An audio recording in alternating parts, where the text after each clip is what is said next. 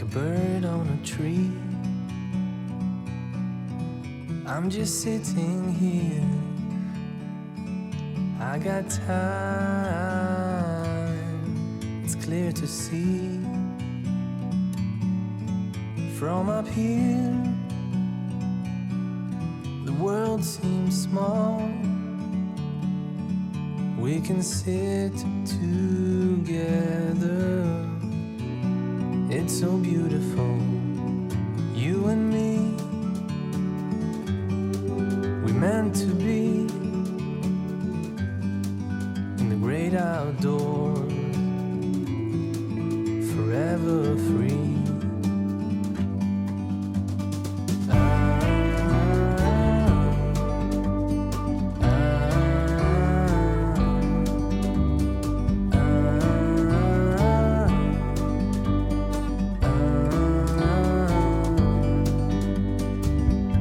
Sometimes you need to go and take a step back to see the truth around you. From a distance you can tell.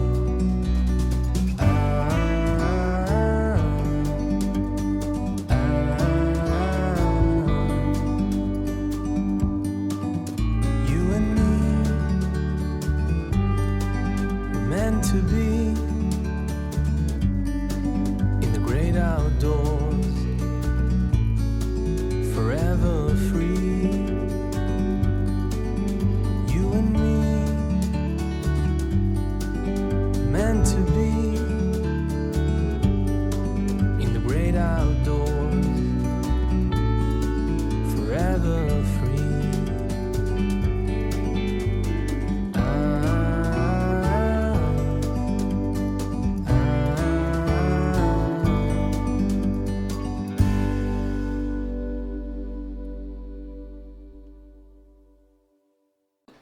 네. 안녕하십니까. 안녕하세요. 이 만해 한영훈 선사의 그 조선불교 유심론에 대해서 오늘이 세 번째 시간이죠, 선생님? 세 번째 시간인가? 네. 이렇게 되는 네 번째 시간이 되겠습니다. 사실은 그 만해 그 한영훈 선사의 그 조선불교 유심론에서 핵심적인 사상은 그 제 1장부터 4장 사이에 다 들어 있어요. 거기에 보시면은 이제 만해 선사께서 이제 철학이란 무엇이냐, 또는 이제 종교란 무엇이냐, 또 불교에서 말하는 주의가 뭐냐, 그런 거를 이제 쭉 말씀하시면서 이제 잠깐 그걸 이제 말씀을 드린다면 이제 먼저 이제 그 종교라고 하는 것에 대해서는 이제 만해 선사께서는 뭐라고 얘기하시냐면은, 일반 종교는 그 사람들의 어떤 그 어려운 점, 사람들이 어려울 때 그 사람들이 바라는 소망이라든가 희망에 기대 가지고 그 있는지 없는지 우리가 자신할 수 없는 어떤 조물주라든가 초월주에 기대게 만든다. 그래서 사실은 기망하는 거에 비슷하다는 거예요.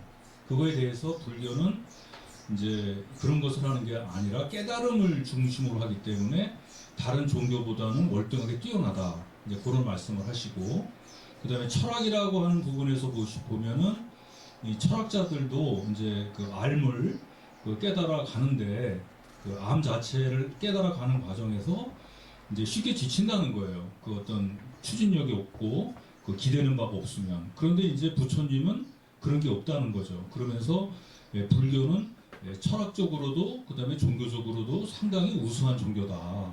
그런데 이러한 종교들이 그 우수한 면을 갖고 있는 그 불교가 이걸 가지고 이제 세상을 이제 구제를 해야 되는데, 거기서 이제 불교가 갖고 있는 가장 큰 장점이 이제 만해 선사께서 얘기하는 게 평등이라는 거예요.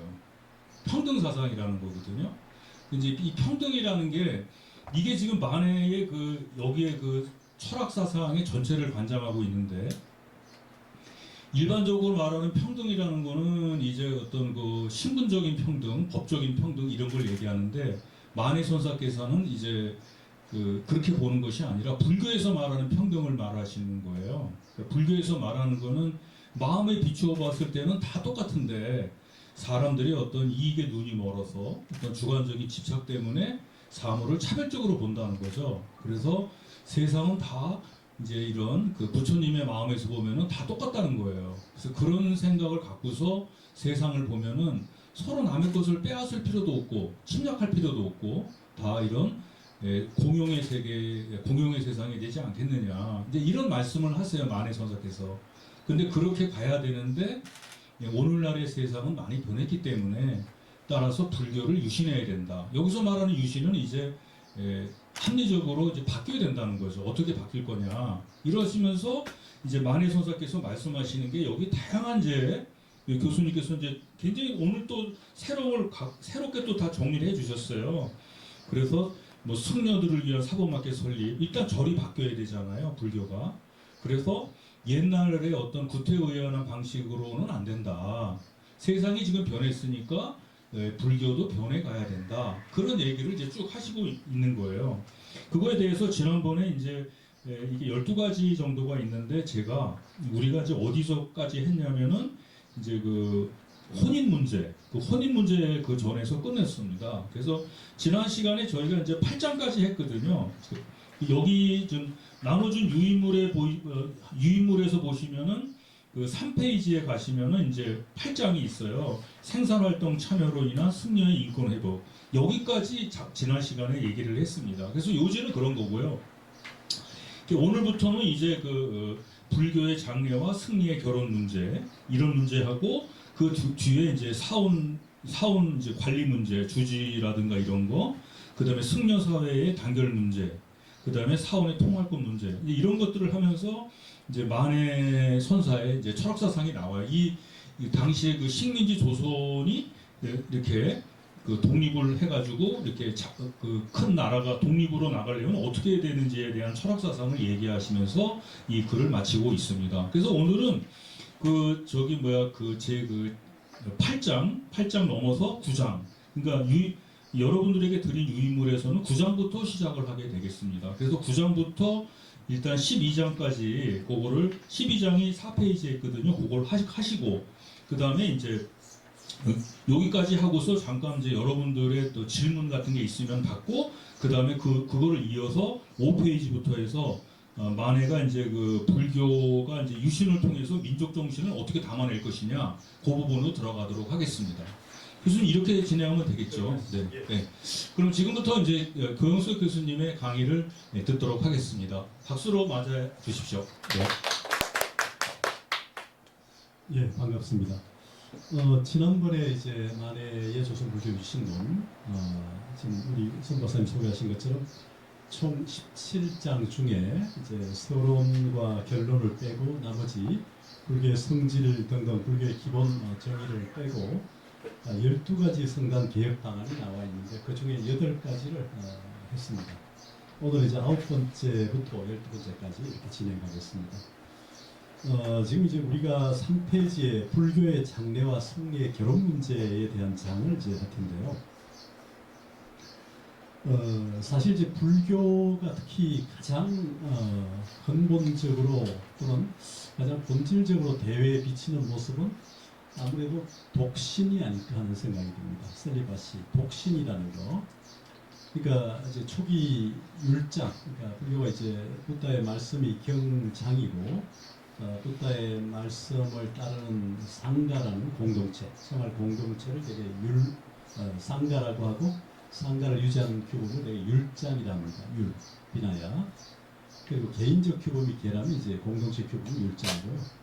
그 다음에 이제 경장과 율장에 대한 이제 주석, 해석이 이제 논장이라고 할 수 있는데, 그 초기 이 상가라는 공동체를 유지하는 기본적인 중요한 정신이 공동체 생활이다 보니까 그렇게 되는데요. 남자든 여자든, 그러니까 비구든 비구이든 간에 독신을 고수하는 전통이 불교의 어떤 출발이라고 할 수 있습니다.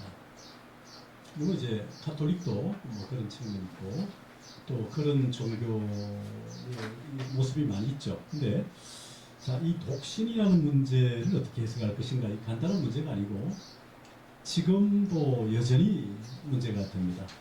사실 뭐 지금 불교 조계종은 법적으로는 독신으로 돼 있어요. 근데 현실에서 그러냐는 또 다른 문제이기도 합니다. 그래서 결국은 법적으로 본인 유무가 문제가 되고 그것 때문에 최근에 또 언론사에 공개된 것처럼 어느 스님도 그런 경우가 있었죠.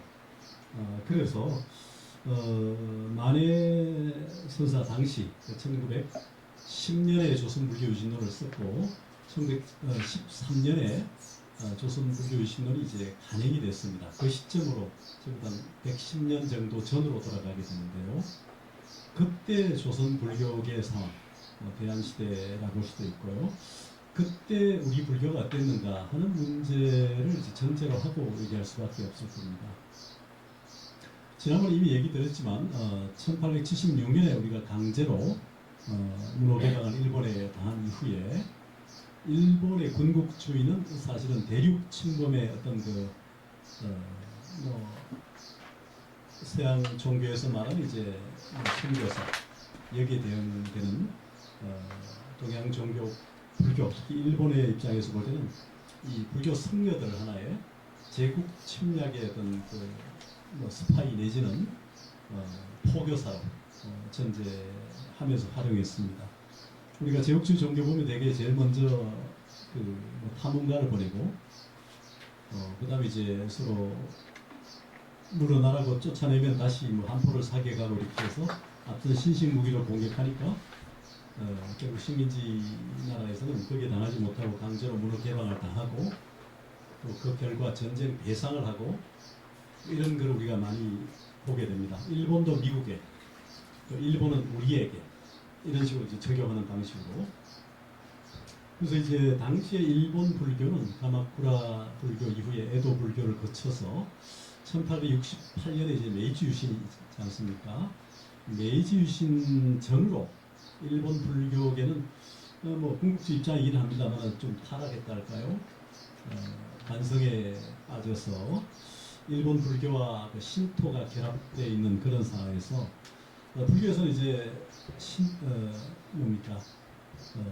불교라는 그 근본적 교리를 진실에 두고 그것을 대중들에게 좀 널리 퍼지기 위해서 방편으로 신토와 결합해서 본지 수적 사상이라고 본을 불교로 그 다음에 이제 적을 방편을 이제 신토로 해서 결합한 그런 상태로 적어도 이제 에도 불교, 에도 이후에 6세기부터 19세기 중엽 정도까지는 그런 전통 속에서 내려오면서 어떤 의미에서 이제 신토라는 게 일본의 무속 같은 측면이 있죠. 그런 부분하고 결합하다 보니까 상당히 그 전통 종교의 모습에서 좀 이탈한 모습을 보일 수 있을 겁니다. 그렇게 비춰질 수 있을 겁니다. 궁극주의에게는. 그런 측면에서 불교를 대륙 침략의 어떤 그 배후로 또는 선두로 내세우려고 했던 게 일본 궁극주의고 그 과정에서 일본의 정토진종, 정토종 또는 일련종 등등의 그 조동종 이런 그 당시 주류의 종파들의 승려들 대륙 침범 특히 이제 우리 한반도를 비롯해서 만주까지 가려고 하는데 그런 이제 침투의 어떤 선목에 내세우게 됩니다.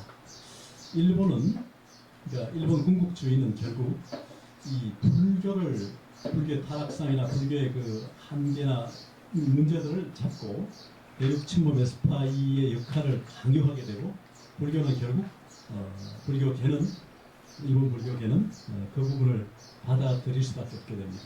그 과정에서 아까 얘기했던 정토종, 정토진종, 조동종 또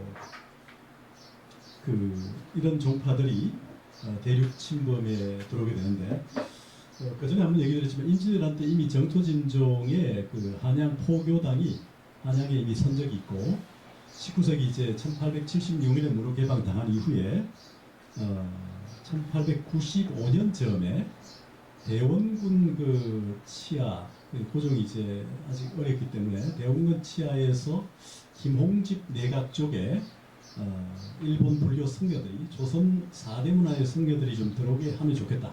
이런 이제 도성해금 제안서를 이제 내게 됩니다.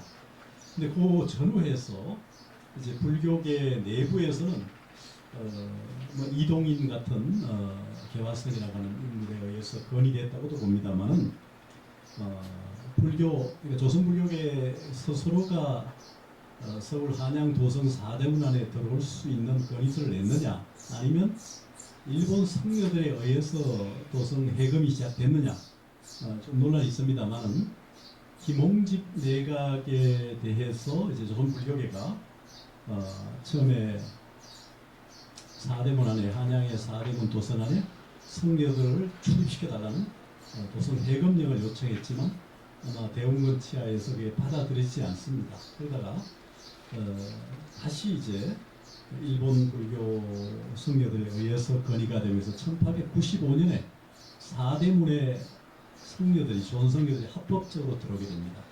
자, 이 제도가 사실은 언제 시행됐냐면 사실 거의 세종 때 시작이 됩니다. 그리고 숙종 때 잠시 풀렸다가 다시 이제 지금 고종 때 다시 풀리게 되는 거죠.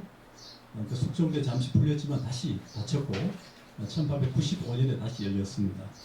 그러다가 사실은 또 1896년쯤에 고종이 아마 이 제기동 쪽에 아마 설롱간이라고 하는 하늘의 제사를 지내는 10월 상달 거기 제천 행사하는 쪽에 가다가 아마 제기동 신설동 그 점에 가다가 가마를 이제 궁금해서 바깥을 내려봤는데 엎드려 있던 그쪽 지역의 개운사 승려가 아마 이렇게 자기도 이렇게 들어봐서 눈이 마주쳐서 누구냐 했더니 이제 그 시자들이 개운사 뭐 승려라고 했더니 보기 싫다 해서 다시 이제 4대문 안에 승려가 못 들어오게 하는 제도가 또 내려지고 이후에 풀렸다가 또 막고 이게 바꾸게 되면서 1910년까지 갔다는 게 이제 이영화 선생의 조선불교 통사에 나옵니다.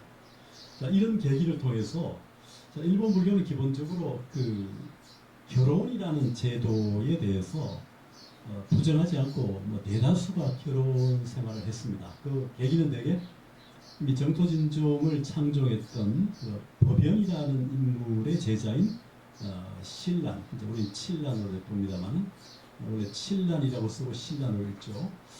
그렇게 된 그 신란은 사실 그 비구니가 결혼해서 이제 부인이 됩니다. 그러니까 비구와 비구니가 결혼한 거죠. 그 이후에 이제 일본 불교는 그 이후에 거의 한 우리가 임진왜란 그 전후 직전인데 16세기 한 중엽 정도부터 일본 불교는 대처라고 하는 이 결혼 아내를 거느리는 불교가 일반화됩니다. 물론 일본도 여전히 독신은 일부는 있습니다.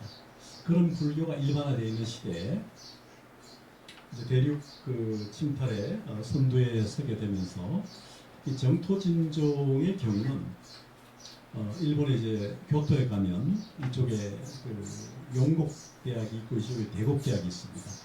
용곡, 육곡구 다이가쿠 이쪽은 이제 오타니 다이가쿠 두 그룹이 있는데 큰 그거죠. 한 10개 정도 파가 있고 그중에 이제 대표적인 게 대곡파와 용곡파입니다. 용곡파는 이제 황실 중심의 지원을 받아왔고 친한가 대곡은 이제 역시 그 언저리에 있는 쪽인데 우리나라에 이제 주로 들어온 게 이제 대곡파들이 많이 들어왔고 그 한양에 임진왜란 때 이미 그 정토진종의 포교당을 세웠을 정도로 다시 물려간 다음에 다시 19세기 중엽 후엽에 다시 나오게 되는 겁니다.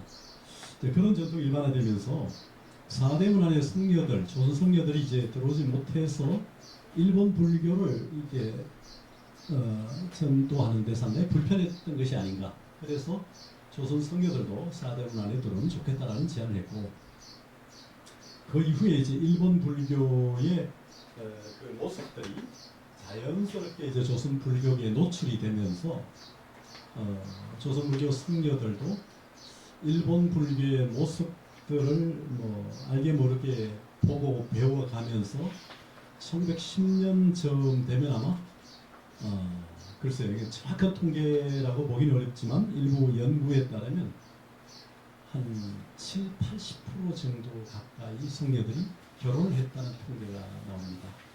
그런 현실 속에서 만해는 아마 일본을 1908년에 도쿄를 가서 고마자 대학이라는 구택 대학에 한 뭐 기록마다 좀 다릅니다만 5월 초에서 9월까지 9월 아마 초가 될 수도 있는데 일본의 이제 학제가 4월 1일이 시작이고 9월 1일, 10월 1일이 시작이니까 아마 일본에 건너가서 한 5개월 가까이 도마지마 대학에 아마 그 기숙사에 머물면서 아사다 후상 교수와 교류도 하고 강의도 듣고 서양 철학사 공부도 좀 하면서 그런 교류를 했던 것 같습니다. 그러고 난 다음에 이제 돌아와서 1910년에 조선불교 유신론을 썼고 1913년에 간행했던 것이죠.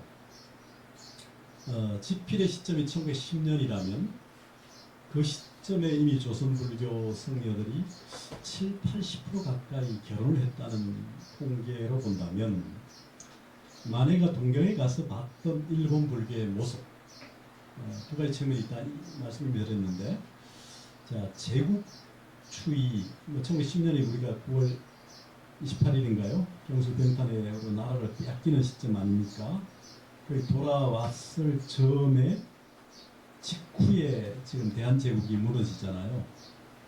그러니까 그 해에 1910년 5월부터 9월 한 초중순까지 대한제국이 뭐 갑작스럽게 무너졌다 볼 수도 있지만 그 시점에 지금 이 원고를 썼다는 것을 좀 고려해 보면 그 당시 우리나라의 상황, 우리나라 불교계의 상황을 충분하게 연결될 수밖에 없는데 일본에 본인이 가서 보니까 뭐 유럽의 영향 속에서 동경은 이미 동양의 유럽이랄 정도로 개방이 되면서 서양 기독교나 서양 종교의 운영 방식을 빨리 받아들이면서 근대화해서 일본 불교가 잘 운영이 되고 있고 전국에서 그 영향력을 발휘하고 있다는 모습을 우리 조선불교, 대한불교 아마 대비해 보면서 상당히 충격과 고민에 빠졌던 것이 아닌가. 그러니까 국거를 빼앗아간 일본은 받아들이기 힘들지만 앞선 문물에 또는 앞선 그 운영의 방식에 의해서 일본 불교가 개화 내지는 신식화되어 있는 부분에 대해서 상당히 자극을 받고 이런 부분은 우리도 받아들여야 되지 않는가라는 아마 생각을 깊이 했던 것 같습니다. 그 결과 조선불교 유신론의 지금 17개 장에서 특히 12개 개혁 방안을 제시하면서 나름대로 해법을 제시했고 나머지 두 가지 그러니까 성녀 결혼의 문제하고 사원의 통할권 부분에 대해서는 장단점을 다 제시하면서 자신은 여기에 대해서 답을 내릴 수는 없지만 이것이 옳다 그러다 다만 후세 누군가 또는 어떤 지혜로운 사람이 그것을 취사 선택해서 운영해 주기를 바란다는 정도로 이제 쓰고 있는데요. 9번입니다. 불교의 장래와 승리의 결혼 문제인데요. 그러면 이제 불교의 전통은 기본적으로 독신을 추구해 왔습니다. 그러니까 독신이라는 것은 말 그대로 이제 결혼은 누구나 할 수 있죠. 그런데 이제 출가를 기점으로 출가 이후에는 독신의 신분을 유지해야 된다는 겁니다. 출가 전에 결혼은 문제 삼지 않습니다. 출가 이후에 이제 이성과의 관계를 갖는다는 것에 대해서 이제 문제를 삼는 것이고 그런 결과 이제 또 법제적으로 부부가 되는 이 제도에 대해서 이제 문제를 삼는 것이었고 그런 전통이 이제 불교의 가장 일반적인 모습이었습니다. 그런데 이제 우리가 신라 시대나 고려 조선 시대를 보면 성녀들이 결혼한 예들이 많이 보입니다. 그러나 그것이 일반화되어 있고 다수라고 보기는 어려울 것 같아요. 불교는 기본적으로 독신을 고수해 왔던 가운데 일부 결혼성들이 있었던 것으로 추정할 수밖에 없지 않는가 하는 것이고요. 이제 그런 맥락에서 볼 때 1910년 상황은 상당히 좀 놀라울 정도로 결혼성들이 늘어났던 것이죠. 이런 현실에 대해서 만해는 나름대로 고민을 했는데 그때 보은사 성녀 중에 최취허라고 하는 분도 좀 기억합니다만 그분이 이미 성녀들의 결혼에 대해서 필요한 논설을 불교 잡지에 먼저 발표한 적이 있습니다. 만해가 최초는 아니고요. 아마 1907년쯤 되지 않나 생각하는데 만해는 이제 유실론에서 1910년에 이런 글을 썼던 것이죠.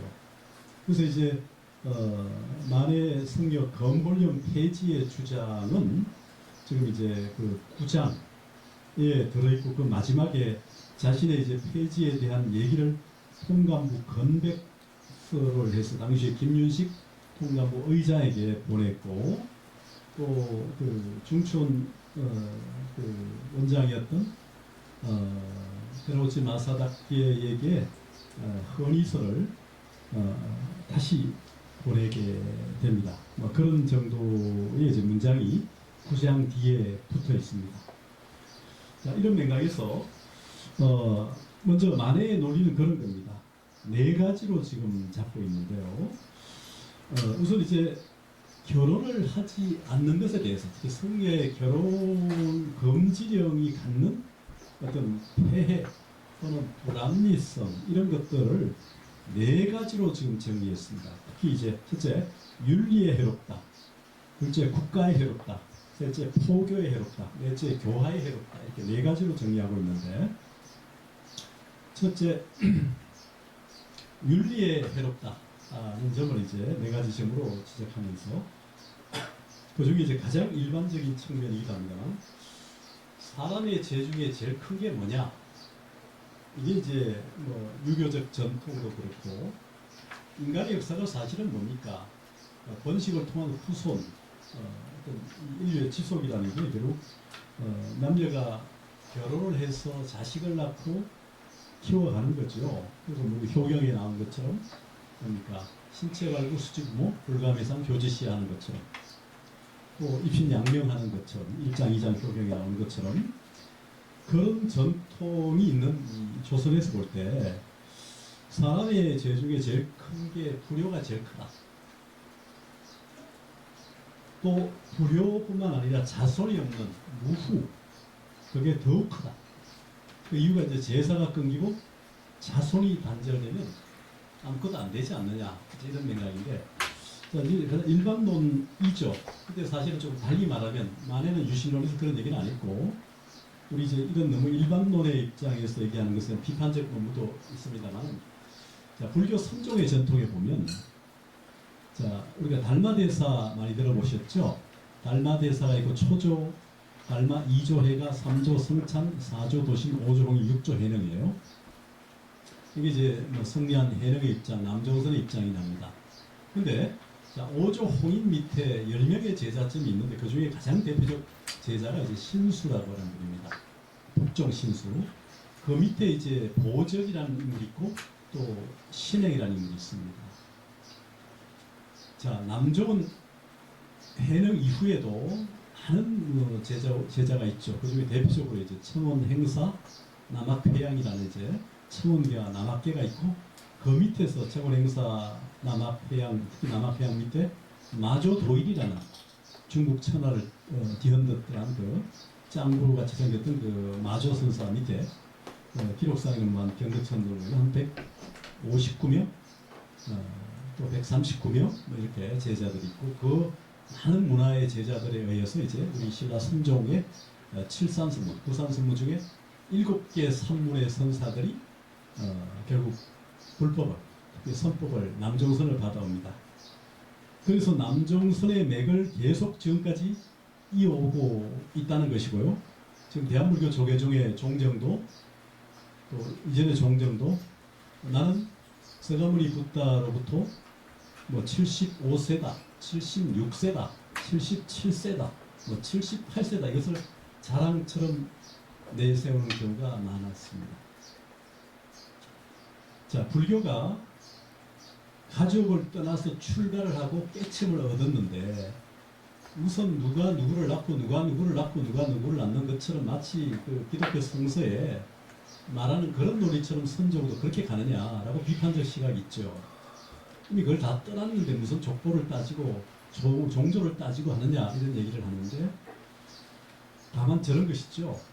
자, 유교의 지금 여기 조상과 제사 문제는 뭡니까? 피를 나눈 혈연의 측면에서 이제 부자지간을 따지지만 이 선종은 뭡니까? 지혜의 등불, 해맥, 우리가 전능록이라는 게 마치 깨달음의 등불을 촛불로 옮겨가는 것처럼 지혜의 등불을 점화해서 하나씩 전해간다는 거죠. 그러니까 육친으로서 피를 나눈 형제 또는 이제 부자지간은 아니지만 지혜의 등불을 이어왔다는 의미에서 그 불조의 해맥, 해등을 이었다 이런 얘기를 합니다. 그런 맥락에서 보면 사실은 선종의 무선조, 무순조, 무순조는 유교가 말하는 뭐 부자지간, 뭐 조손, 정손 이런 의미하고는 다르죠. 그러나 우리 뭐 현실적인 인간들에게는 이제 그런 부분들이 거의 같이 느껴질 수도 있긴 한데, 자 만에는 윤리에 해롭다고 하면서 사실은 불효가 제일 크고 자손의 무게 제일 크다 이런 의미로 해석했던 것이 너무 일반론 아니냐라고 비판하는 논문이 있다고 얘기를 했죠. 만에는 여기 그런 얘기는 안 했지만 사실은 불교의 전등이나 해맥을 잇는다는 이런 맥락 속에서 이해한다는 부분을 전제한다면 크게 문제가 될 건 없고요. 또 하나는 자 남종의 선사들이 북종을 비판한 논리가 뭐냐 하면 참 무섭습니다만은 자 우리 남종은 지금 달마을부터 6조 해령을 거쳐서 지금까지 이어온다. 근데 너희 북종은 지금 8종으로 끝났지 않냐.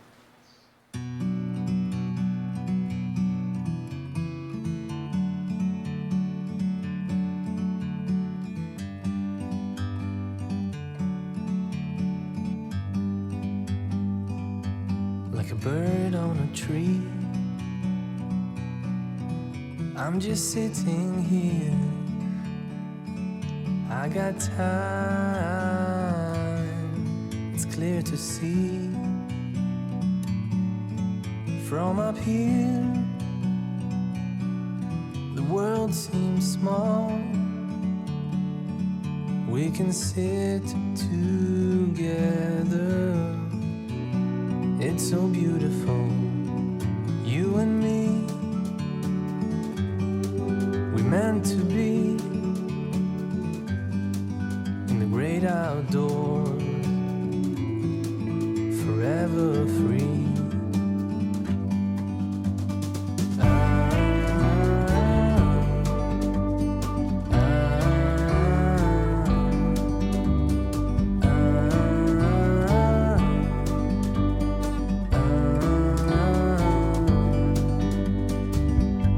Sometimes you need to go and take a step back to see the truth around you. From a distance you can tell.